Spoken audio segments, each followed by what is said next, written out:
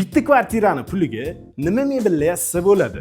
Siz ekranni qizartirib turing, men nimaga nech pul ketganini hisoblab beraman. Eng qimmat va qizuv joydan boshlamoqchiman. Bu yerda ko'rib turgan zinalarning o'ziga $10,000 atrofida pul ketgan. Bu yerda hammasi zinalar ham, devorlar ham shpondan bo'lgan. Ikkinchi eng qimmat joyimiz bu oshxona.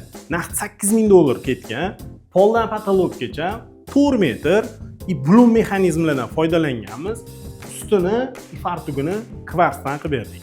Uchinchi eng qimmat joyimiz naqd betda $5,000 atrofida pul ketgan garderobimiz. Ro'parasiga mana shunaqa oyna joylab berganmiz. Garderobimiz ichida hamma kerakli mexanizmlarni joylab berganmiz. Bu yoqda spalniy zonamizga keladigan bo'lsa, betda ko'rib turgan shu pano kravatlari bilan $4,500 atrofida pul ketgan. Bu xonamizni ko'rsatmasam bo'lmas edi.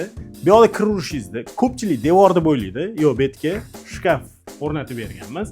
Детский kravat ikkita, mana shunaqa рабочий stol qilib berganmiz. Где-то 5-6 ming atrofida ketgan. Shponga qaytamiz o'rtoqlar. Bu yerda ikkita zalga mana shunaqa shpondan обшивка pano qilib berganmiz. Mana bu joylarga ahamiyat beringlar. Qo'l mehnati va boshqa narsada keyin полностью mana shu polkalarga ham oynalarni joylab mehr berilgan.